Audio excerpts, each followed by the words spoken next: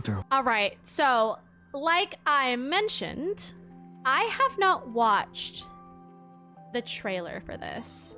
So I have no clue what this card has to offer except whatever we're seeing here on this screen. I have no clue. I have chosen to go in blind. Now, you can see how many pulls I have. Cross your fingers, cross your toes, pray to the gacha gods that we get this fucking card so we can watch it tonight. Some love for longevity. Please.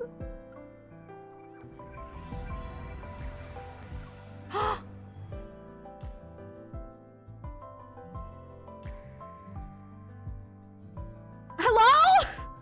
Yes! We got it! And I didn't have to dig into my purple diamonds. Oh, thank God. And we still had one pull left with my red diamonds. Oh, okay. Are we ready to watch his birthday card? Oh my God, I'm so excited. Again, I'm going in blind, so I don't know what this card entails. I did not watch a trailer, so we're just gonna be out here. Okay. I am not yet. Xavier, help! Before I can finish, the stack of books in my arms topples over with a thud. Two of them slide to a stop near Xavier's feet. He was typing away at his keyboard. I guess he's in the middle of submitting another batch of asteroid names, but now that's the last thing on his mind. Space-time contact. The Dirac Sea. Singularities and black holes. 10 lectures string theory. The universe's cosmic mystery. Do you have a brief history in time? Did you buy all of that? Xavier stands up and gathers the fallen books one by one. He stacks them on top of the ones I'm still holding. Done. Thanks. But maybe you can put them on the bookshelf beside you next time, instead of stacking them? Oh. Oh. I love him. I quickly sort the titles by topic. Then I try to figure out where to begin. Did the association add new subjects to the Hunter's exam? No, I just wanted to understand the cosmos a little better. He nods, pulls one book from the pile, and presses it into my hands. If you're thinking about switching careers to become an astrophysicist, start with this. This outfit with the cardigan is literally giving male lead in a K-drama. Male lead in a rom-com K-drama right now. I flip open Fundamental Principles of Everything and find my attention drifting toward a small section. Dark matter is a form of matter that doesn't interact with electromagnetic forces. One of its defining traits is that it can't be directly observed. It sounds like the secret Xavier carries. What did you just say? Nothing. I sigh. To understand him a little better, I guess I have to start by understanding the cosmos. On one side of the deep space tunnel is Earth, our Earth, and a single version of Xavier, in this time and place, is right in front of me. But on the other side of the tunnel is Philos, his homeland. I know nothing about the him from there. Would that Xavier speak a different language? Will he have a different name? The more I think about it, the more suspicious it feels. My thoughts drift further away until Xavier waves his hand in front of me. Weren't you supposed to be reading? Why are you staring at my face? I gently pinch his cheek, then I give it a good squish. The warmth against my palm and fingertips is unmistakably real. For some reason, it feels a little different. Finally let go and sit down on the sofa. Did he just kiss my palm? I hold the book close as I start flipping through it. Before long, Xavier also curls up on the sofa with a book of his own. Light Speed Flight? Again? I knew you'd pick that. Aren't you tired of reading it? The vintage cover is pink with overly ornate lettering. Can't resist teasing him a little. Yes, so YouTube is down, so we cut K-Pop Corner short. The whole website is just down. And then, yes, this is his birthday card. We just started it. The author has been really slow with updates these past few years. At this rate, I probably won't see the ending. That's why I read each volume carefully. I need to savor every word. Xavier has been following this comic book series about parallel worlds for years. Its target audience is young girls. The series struggled with sales after a certain point. The author was really affected by it, so they only released a few dozen new chapters in the past 10 years. Parallel worlds, huh? The genre is still popular decades later. Until we invent time machines or regret pills, people will always think about the life they didn't choose. You too? I'll look up the pages, but Xavier just shakes his head. I'm more of a take things as they come kind of person. I set my astrophysics book aside after 2 pages. I'm very skeptical of his statement. Or maybe there isn't a life you haven't already experienced. You worked at a cafe, helped out at a bookstore, and now you're a licensed hunter. You have friends who are decades apart in age, and over 10 years ago, you were the elusive Lumiere. If I called the Anomaly Investigation Bureau right now, I might get a reward for discovering an anomalous entity. While I'm listing everything, he suddenly pauses and starts digging between the sofa cushions. It's as if something's bothering him. A second passes. He pulls out a small rectangular device. I've been looking for this MP3 player for ages. So this is where it ended up. Wow, that's ancient. Does it still work? Yeah, the audio quality is pretty good. He grabs a pair of old wired earbuds. It's clear he's going to... Confusion. America, explain! What do you mean? Why are you confusion? He grabs a pair of old wired earbuds. It's clear he's going to read while listening to music. But just as he opens the book, he hesitates. That bounty you mentioned. How much? A rare creature like you? Easily 10 million. Maybe 50 million? Oh. Yeah. And I answered. We're playing the birthday card. That's what we're playing right now. Right, meow. The birthday card that we pulled just now. This is it. Right, meow. And we just started it, so you haven't missed much. He picks up his phone and casually starts typing something. I lean over to peek at the screen. He inputs a long, encrypted sequence like it's second nature. A few seconds later, a bounty board appears on the dark web. Lumiere? Not anymore. Their system updates very quickly. There's already a bounty on Xavier.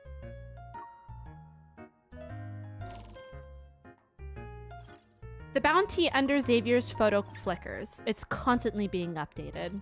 What? Looks like they added a 0 compared to Lumiere's.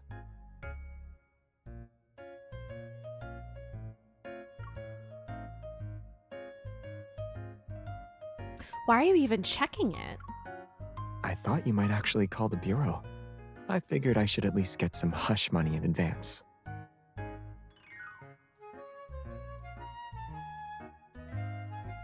I was joking. I quickly grab Xavier's hand. Stop! You can't press anything! I want a quiet life! I'm about to close the dark web interface for him when my phone suddenly vibrates because of a notification.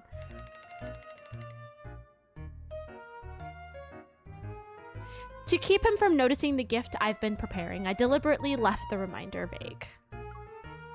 The screen shows 2 simple words. Pickup.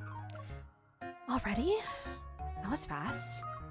Put the books back and head for the door. Then I remember something and glance back at Xavier. He's still lounging on the sofa. Witty, we did! We're playing the card right now! We got it! And I didn't have to spend more money. I put the books back and head for the door. Then I remember something and glance back at Xavier. He's still lounging on the sofa. Oh, right. I was so busy bringing over the books I didn't have room for at home that I forgot my bookshelf is still a mess. Do you need help? Yeah. You can take your time, though. Organize it carefully. I'll stay downstairs and tidy things up until you get back. Don't take too long, and don't forget what we promised tonight.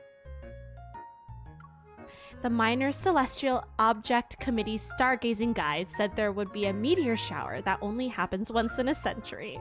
Oh, my, that's so romantic. We promised to watch it together. It's impossible for me to forget. Yes, Witty, thank you for throwing the good RNG at me. As soon as the door closes, a notification from the dark web resounds. Xavier looks down and realizes his thumb somehow found its way to the post bounty button. Sir! The bounty has been posted. Target, Xavier. Gender, male. Height. Oh. Oh? What do you mean, oh?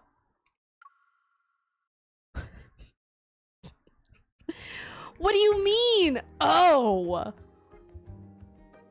The smell of warm bread and sugar fills the air, but the man behind the counter appears as if all his life force has been sucked out. Welcome. Please feel free to look. Hi, I'm here to pick up a custom cookie order. He glances at me, his gaze barely moving. Oh, it's you. Why couldn't you arrive later? If you waited another 30 minutes, I'd be off duty. What? Damn. Should have told me in 30 minutes that it was ready. Even as he complains, he carefully wraps the cookies and hands them over. Thanks. I appreciate it. Push the door open and hurry toward my next stop. 97% effective? He definitely deserves it, honestly. After I sit down and order 2 drinks, a gray-haired woman walks in. There aren't many customers here. When our gazes meet, we both understand each other's purpose. I hope I didn't keep you waiting, dear. Not at all. I just got here. She sits across from me and sets down a few books. They look old, but they're in protective covers. I wrapped these years ago, so they won't come off. Is that okay? It's fine so long as the inside is intact. I open one of the volumes and see the familiar, old-fashioned fancy words inside. Light, speed, flight! Wait, as a gift, is she getting him copies of the comic? One of the gifts I've prepared for Xavier's birthday is this comic book series he always reads. It went out of print years ago. That's so sweet. Used copies are almost impossible to find. It took several tries before I managed to contact a seller who's willing to part with them. Everything looks great. Thank you for being willing to sell them. I loved this comic book series when I was younger. That's why I always kept these in good condition. It's rare to meet a young person who's willing to go to such lengths to find them. It makes me happy.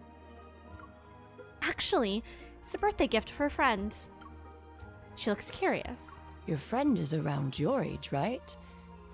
Won't young people think old comic books like this are outdated? This friend of mine, he always seems calm and never shows a strong preference for something. He's hard to read to. But he's been reading comic books lately, and he's really serious about this series. Since Lightspeed Flight went out of print because of the Chrono Rift catastrophe and is hard to find, I figured it'd be a gift he'd like. She nods before sighing with understanding.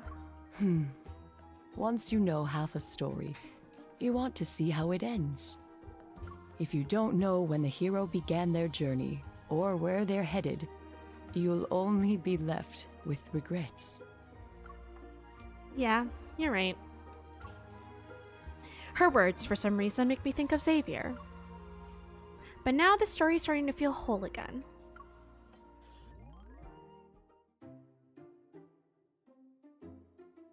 The trade is finished, and I leave the restaurant with a few comic books in my arms.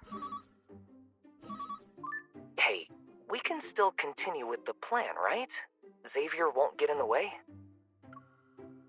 I gave him an excuse to stay at my place before I left. Right now, he should be...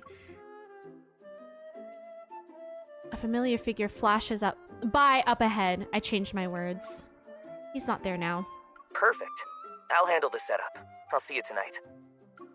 I lower my voice and cautiously head in the direction where I saw the figure. Yeah, see you later. As I look down to hang up the call, the figure vanishes without a trace. I'm about to search the area when someone suddenly grabs my wrist. I'm ready to shake them off when... Wait, this outfit! Xavier? Come with me.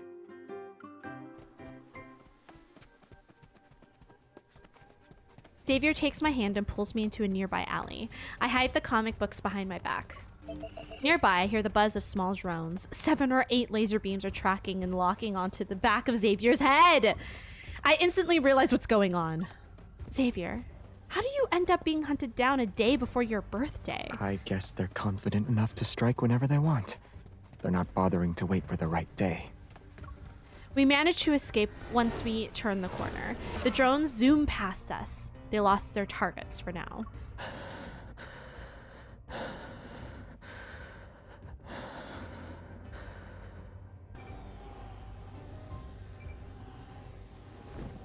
I step out to check the situation, but Xavier immediately pulls me back. He shields me in his embrace. The drones are still nearby. I know, but they're not here for me. Xavier lowers his gaze and sheepishly rubs his nose.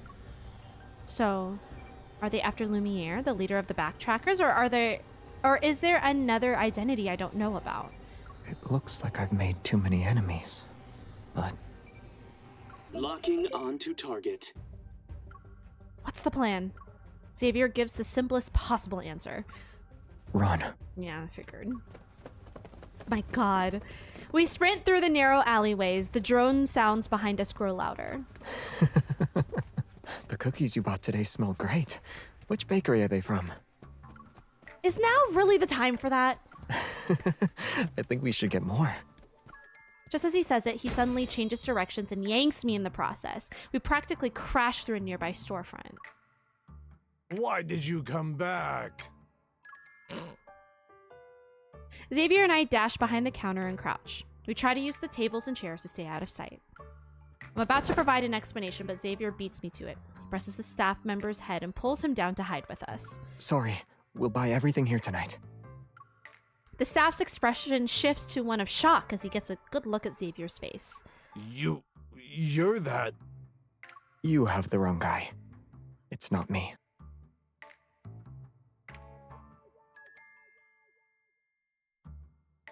What do you mean by that?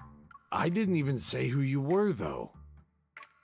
Outside the glass door, the drones have lost track of their target again. They're circling the area. We can talk about who he is later. Please tell us where the back door is. The staff, still dazed, points towards it. Xavier and I immediately start running. I must be hallucinating from baking too long. There's no way he still looks that young after all these years. But he looks exactly like the guy from the club I worked at. The one who said he was an undercover cop. What? Hello? The voice fades as the back door closes behind us. I glance at Xavier and he silently averts his gaze. Hi, Shinken, how are you? Club? Undercover cop? It's another long story. But right now... He lifts me up again. His shoulders tense slightly, then he jumps, which launches us toward the adjacent rooftop. We're flying now? The howling wind rushes past my ears, and I tighten my grip on his shoulders. Let's deal with the troublesome matter behind us once and for all.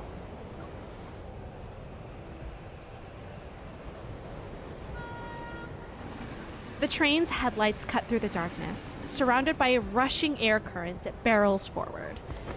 Xavier lands steadily on the far side of the tracks, while he's still holding me. A second later, he leaps onto a nearby terrace. Behind us, the drones crash. Some are knocked out of the air by the turbulence. The others are dragged under the train. They disappear behind the tracks. It's finally over. I'm good, Shinken. Thank you for asking. Also, I want biscuits. Please and thank. Share with the class. Exactly.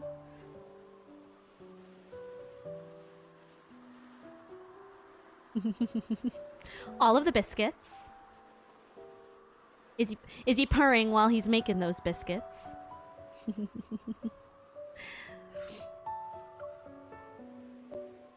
The city's noise feels distant now. It's as if the small terrace we're on cuts it all away. This is Love in Deep Space. So, can you tell me what that was about? I got into some trouble earlier. I need to clean up. Is it serious? Dangerous? I'll come with you. No need. He sees the worry in my expression and gently shakes his head. It's not serious or dangerous. And it's not that I don't need you. You just look really pretty tonight. I don't want your dress to get dirty. Oh.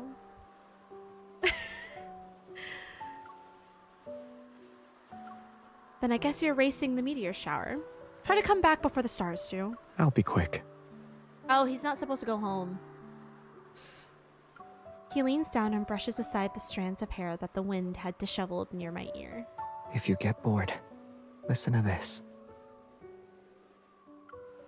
Takes out the MP3 player and carefully puts the earbuds in my ears. As soon as the music starts, the sounds of the city fade away. All that remains is a soft, weightless melody. Xavier's figure quickly vanishes into the night. The rooftop is dim and far away from the city lights, but the stars above shine all the brighter. A second passes. An explosion rumbles in the distance. Brilliant bursts of light spread across the sky like fireworks. Even the screen of the hunter's watch starts flickering. He was actually serious about being quick. An explosion has occurred in the city center. All citizens are advised to evacuate immediately. The song ends and automatically skips to the next track. It plays strange white noise. Slightly puzzled, I access the MP3 player's playlist. There are oddly named audio files stored on it. Each of the files' names is a string of numbers. Judging by the dates, they're from before the Chronorift catastrophe. I skip through a few of them. All of them are basically the same. Meaningless white noise. Considering how well Xavier sleeps, he doesn't need this many white noise tracks. My phone vibrates, which means I received a message. I grab it to see what it is.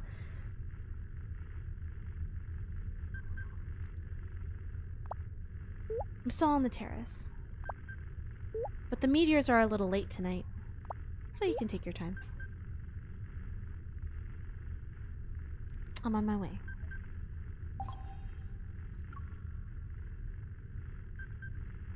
I put the phone down. The white noise is still playing in my ear, but for some reason, my heart feels strangely calm. I tilt my head back, look at the night sky, and wait for the meteor shower to begin. I'm also waiting for the person who promised to watch it with me.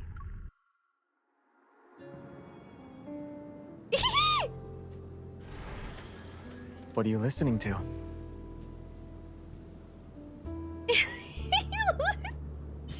The sound of a hatch the sound of a hatch opening and the wind blowing past the trees.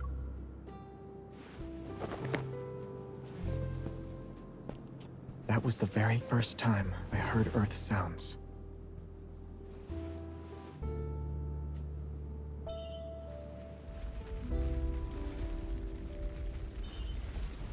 And this, a meteor shower?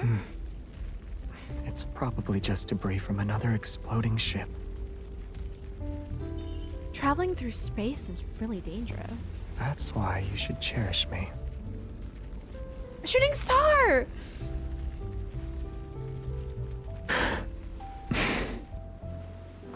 Oh! Let's move.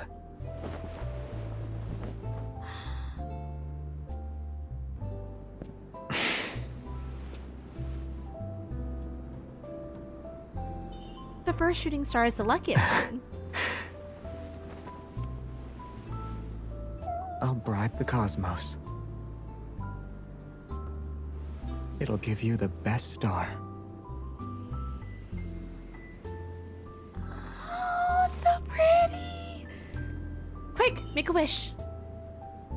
Hope all of Xavier's birthday wishes come true. Oh, that's not what I wanted. I meant to take a It photo. already heard my wishes. That happened a long time ago. I don't need to make more. I'll thank them. You'll thank them? Curious?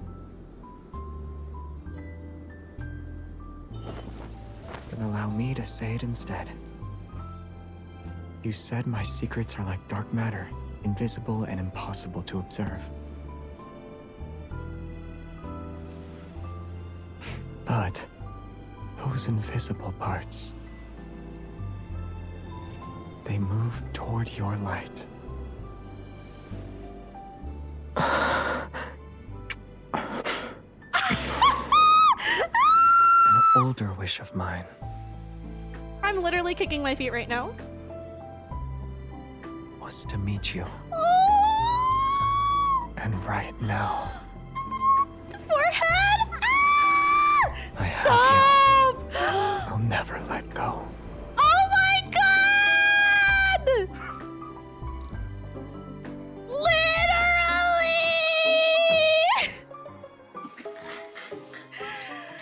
That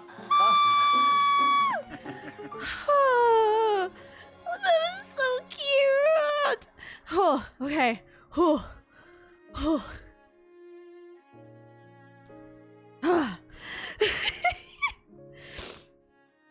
Do these stars really see you as an old friend? Do they celebrate your birthday year after year?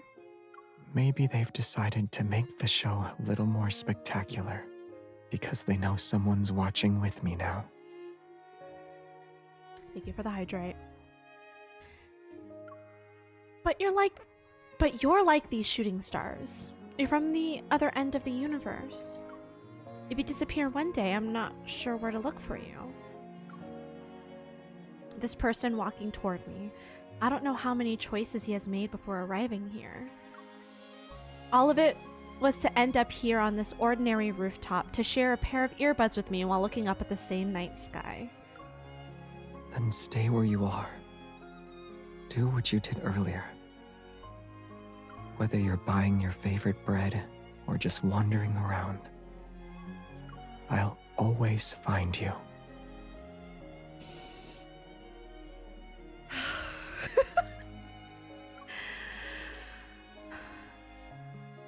I love him.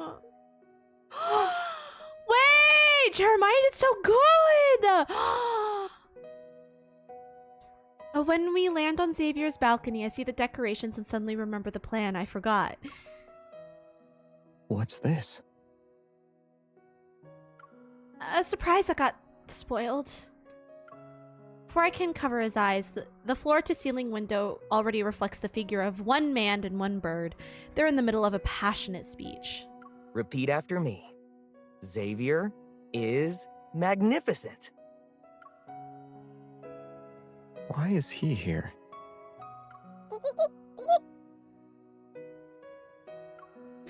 Xavier glances at Puffball, who looks plumper than ever on Jeremiah's shoulder. Why is he here too? Wait, weren't we supposed to bring him back at midnight? When did the plan change? It's not that it changed. The world did, but I can't explain it right now. So, should I walk out the front door and come back in again? Please. Jeremiah and I exchange a glance, then we look at Xavier. After we take a deep breath, Jeremiah and I quickly flank him and drag him onto the somewhat decorated balcony. Where are the balloons? Why aren't they inflated? Forget those, I'll get the cake. Oh no, I forgot to play the Lumiere movie Easter egg compilation. We were supposed to watch him react. I was waiting for that. Whatever, let's do it together. Xavier lets himself be pushed onto the little stage and stands calmly in the middle of the noise. The light turns on at the same time. At the chime of midnight, Puffball flies up with practiced ease and pops the balloons in midair. A banner unfurls from above. It says, "Happy birthday, Xavier." Happy birthday! Happy birthday, Xavier. Before I can stand on my tiptoes, Xavier brushes aside the streamers and leans down toward me. You're used to this routine. His unwavering gaze stays on me. So can I expect to hear something more touching this year? Jeremiah said you're the son of some powerful leader in your homeland.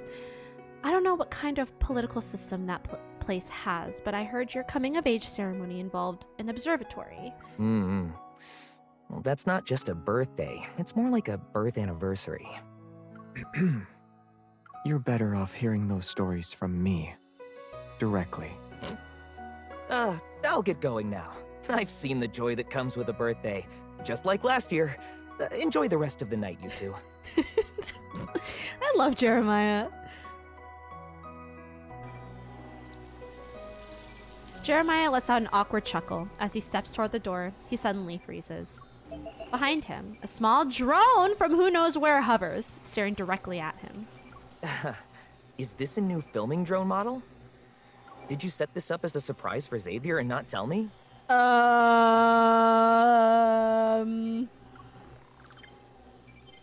it's flashing red now. Should I smile for the kid? Oh no, one managed to escape. Well, so much for all that.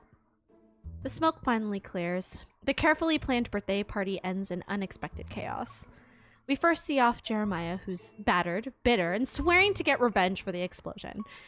Then we call property management. With nowhere else to go tonight, Xavier ends up crashing at my place.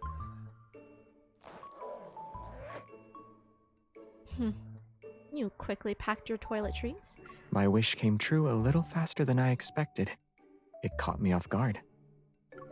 Surprisingly, I find the comic books that are miraculously untouched in the not-so-damaged living room. Even though everything today was a total mess and my place still looks like a disaster. Happy birthday, Xavier. Oh, these are all so cute. May you always shine bright. May your favorite comic book series, may your life be happy and uneventful. I'm gonna do this one. May you always shine bright. Because he's my star. He's my little star. May you always shine bright and may your heart always be calm like tonight's starry sky. Thank you. But shining 24/7 doesn't sound very eco-friendly. Okay.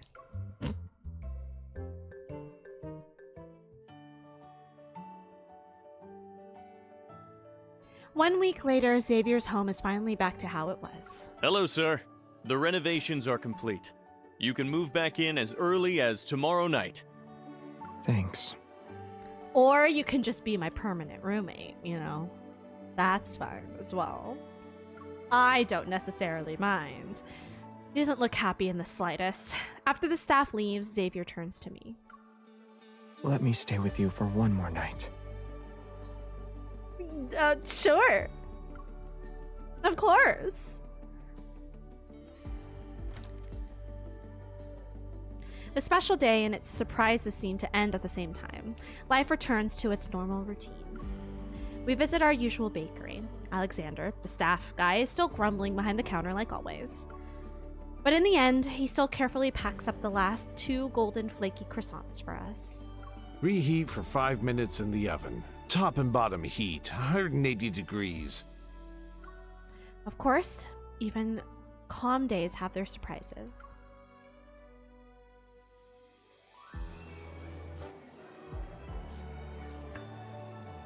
So the balding man on stage, the one with the super cutesy pen name, that's the author of the comic book series you've been following this whole time? Yeah. I only found out recently. After the Chrono Rift catastrophe, he changed his pen name and started creating again.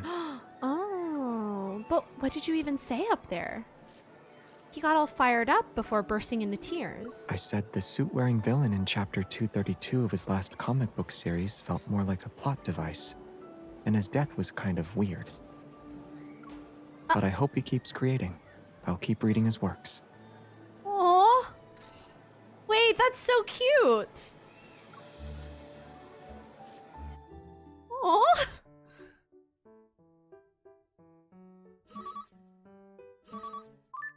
Just as we stepped out of the venue, Xavier's phone starts ringing. Hello? Tremble before me, Xavier. I sacrificed a week's worth of sleep to rewrite the tracking drone programs. The rest of those little drones, once they return to base, they'll self-destruct immediately. Also, that enemy who came after you on your birthday, it turns out they're an active group of assassins on the dark web. They have nothing to do with your old grudges. In other words, you're safe now. Thanks. Since you're here, peace on Earth is possible. Happy birthday, old friend. Maybe you can use your birthday wish for your personal safety next time? Also, why does the IP address for the bounty lead back to you? Huh. Interesting. Huh? Why did the call suddenly end? It's nothing. I bet Jeremiah got too worked up and hung up on accident. But did you actually accept your own bounty just to make some money? I did the math last night. If we had handed out leads on Xavier, we might have gotten 50 million. He puts his phone back into his pocket, takes my hand, and lets his pinky gently brush against my palm. If 50 million was right in front of you, would you take it? Or would you choose me?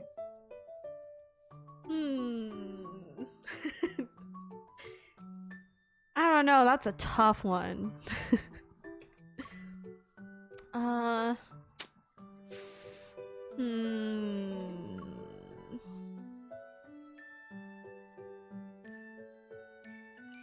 Honestly, 50 million, and I would use some of that to try to save you. Can I have both? We just fake your death? Courtney is on to something. Courtney is on to something. I want to know what happens when we say 50 million. Obviously, I'd take the 50 million. He presses his lips together and stays silent. Under his quiet but intense gaze, I lower my voice. I mean, this is 50 million we're talking about. He suddenly turns and walks away. Where are you going? I can't make hush money anymore. I guess I have to earn a living now. Huh? As he jokingly opens the dark web interface again, I quickly grab his hand. Xavier, your brain always works with great clarity at times like these. The light turns green. People start walking across the crosswalk, and I pull him with me as we head to the other side of the intersection.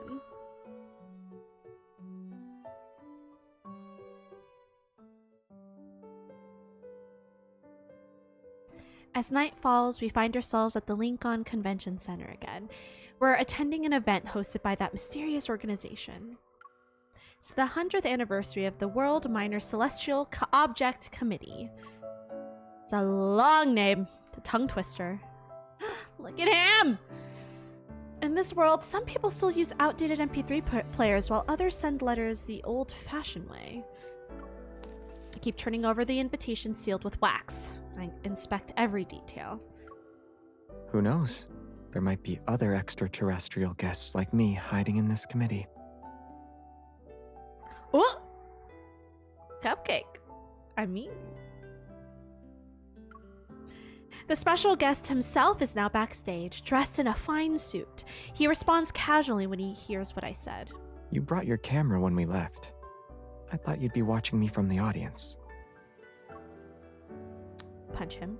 If it weren't for everything that happened recently, I wouldn't have forgotten to reserve a seat. Fakes a pained expression, his brow furrowed, but the happiness in his eyes remains undiminished. Mr. Xavier, you'll be on stage in 3 minutes. Please get ready. I know. I know, right? Outfit? I snap back to reality and peek through a gap in the curtain. Below lies a packed audience. I used to think this kind of stiff ceremonial group was a relic of the past. But it turns out people of all ages and backgrounds share a love for the stars and the universe. Aren't you nervous? You'll be giving a speech in front of so many people. Having lowered my voice to ask the question, I almost start feeling nervous on his behalf. Xavier looks at me. Then he crouches in front of me and copies my pose. His arms rest on his knees. I'm nervous. But when he says it, his eyes are clearly full of mirth. He's not tense at all. Liar. As requested by the Discoverer, asteroid number 470246 will be named the Not So Bad Star. What? Who would name an asteroid that? The audience falls silent for a beat. Then a soft, polite round of applause starts! There's 1 minute left before he goes on stage. Xavier glances at me before looking at the audience beyond the curtain. At events like this, do people usually say something else along with what's in the script? In my mind, scenes from award shows and galas flash by. If it were me, I guess I'd say thank you. Who am I thanking? He looks at me. He's genuinely puzzled this time. For some reason, everything about this birthday starts replaying in my head. For example, I want to thank the bakery guy who grumbles all the time but still bakes perfect bread. I also want to thank the comic book artist who kept drawing even when sales were awful and people mocked him.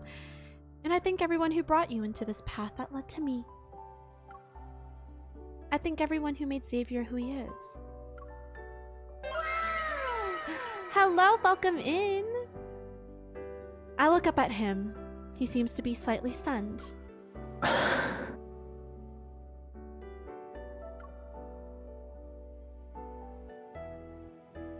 Then the one I should thank the most. That person is you. Thank you for existing. Yeah, of course. Behind him, the holographic display shows the Milky Way hurtling itself deeper into the cosmos at 110 kilometers per second. The stimulated orbits move behind him, and even he seems like one of the little stars drifting through them. But this person is probably clueless about the kind of light he gives off. If a person is the sum of all their experiences, then everything they see forms their observable and potentially observable universe. He, shaped by countless experiences, might still have vast, invisible parts, like dark matter. But after meeting me, surely some part of him has changed, all because of me. And the person standing in front of me right now is the one and only Xavier, the version that belongs only to this moment, and to me. I'm about to go. Shouldn't I get a little encouragement for a nerve-wracking moment? What kind of encouragement are you thinking of? As if annoyed that I spaced out, he tightens his grip on my fingers and leans in. Before I can respond, the gentle kiss lands on my lips without warning. Now, let's welcome the discoverer of this asteroid, our passionate astronomy enthusiast, Mr. Xavier, to the stage. As the final 10 seconds... Look at his face! He's so nervous! As the final 10 seconds count down, I gently cradle his face in my hands. Xavier, the universe is vast. If we're ever separated again, regardless of what happens or what you experience, please find me again. Meet me once more. Stop! It's so cute.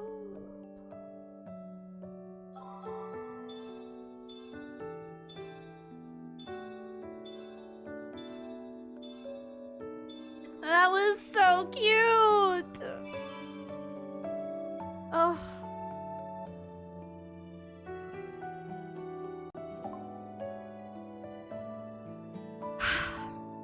I loved that.